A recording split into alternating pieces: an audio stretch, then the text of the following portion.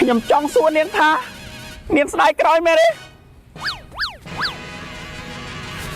មានលុយមានប្រាក់ចង់ទៅណាក៏បានអត់លុយអត់ប្រាក់ដូចឯងអញគេបានមកត្រឹមមកដើមមើលក៏បានដើមមកឯងត្រូវចេះអែបអបហើយទៅចេះអែបអបច្បាស់ជារស់ខ្មោចចាប់ច្បាប់ចងហើយទៅពីគ្រោះបងអូនដឹងទេតែហានេះមួយគឺមកពីក្លិនទេមកក្លិនកាយដូចទេក្លៀកខ្លាដូចខ្លាញ់ស្រីណាគេមិនស្រឡាញ់និយាយមិនចង់អួតខ្ញុំមុខដូចឈួតតែស្រីស្អាតស្អាតចំរោមអត់ទេ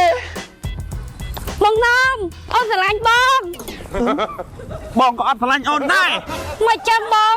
ព្រោះខ្ញុំមានសង្សារហើយមានសង្សារថាសង្សារបងស្អាតអត់ស្អាតប្រហែលអូនអត់មិនមែនទេស្អាតជាងនាងតែខ្ញុំសុំសួរលោកមួយតើខ្ញុំមានរូបរាងស្អាតទេខ្ញុំសុំស្បត់និយាយការពិតនាងគ្មានត្រង់ណាស្អាតទេមកចឹងព្រោះខ្ញុំមានសង្សារហើយទោះបីនារីស្អាតប៉ុណ្ណាក៏មិនអាចស្អាតនៅក្នុងកែវភ្នែករបស់ខ្ញុំបានទេអើយខ្ញុំស្អាតប៉ុណ្្នឹងដែរមកចឹងខ្ញុំមានសង្សារហើយខ្ញុំមិនចង់ធ្វើជាបរិសុទ្ធសាវ៉ាទេអូចាំខ្ញុំថាឈប់សិនហើយឈប់សិនបងណំឲ្យតែបងស្រឡាញ់អូនបងចង់បានអីក៏អូនឲ្យដែរសូម្បីតែខ្លួនប្រានអូនដកអនុមួយនឹងចេញទៅខ្ញុំចង់បានរបស់តែជិះបានអូនក៏ជិះបានដែរវាទៅមកតើលោកទៅដល់គ្នាតើអត់ទៅទេថៃមិនទៅខ្ញុំបងចង់បានឡានចង់បានឡានចង់បានឡានបងទៅទិញទៅណាទៅអូយបើចង់ទិញឡានចំណេញណែចាំថ្ងៃទី6ថ្ងៃទី7ថ្ងៃទី8ខែ3នេះទៅវាចំណេញ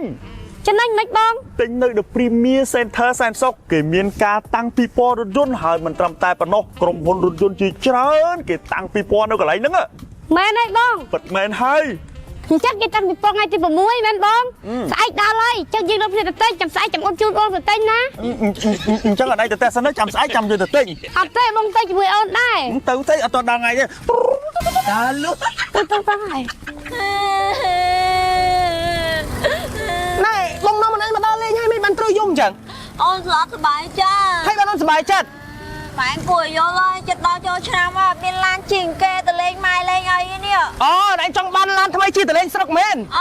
អូជុំមានអីពិបាកចាំតែមួយថ្ងៃទៀតគឺដល់បាត់ទេដល់អីគេអូនេះថ្ងៃទី6ថ្ងៃទី7ថ្ងៃទី8ហ្នឹងគឺគេមានកម្មវិធីពិព័រណ៍រថយន្តនៅ The Premium Center សែនសុខនេះអត់ឯងឃើញផ្លាកគេរៀបចំប៉ុណ្ណឹងនៃខ្លោងទ្វារគេចូលទេ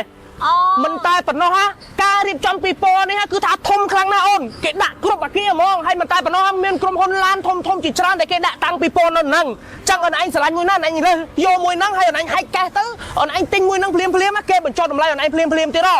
វ៉ាវបងប្អូនទាំងអស់គ្នាខ្វះតែមួយថ្ងៃទៀតទេគឺដល់ថ្ងៃពិព័រណ៍រថយន្តនៅ The Premium Center សែនសុខហើយអញ្ចឹងបងប្អូនដែលគាត់ចង់ទិញឡានទុកទៅដើរលេងចូលឆ្នាំថ្មីកុំភ្លេចមកថ្ងៃនឹងទាំងអស់គ្នានិយាយទៅការរៀបចំរបស់គេនៅក្នុងឆ្នាំនេះគឺដឹងតែផ្ទុះហើយបងប្អូនហើយសម្រាប់អ្នកដែលគាត់ចង់ទិញឡានកុំភ្លេចតែមើលនៅថ្ងៃនឹងទាំងអស់គ្នាកុំភ្លេចជួបគ្នានៅថ្ងៃទី6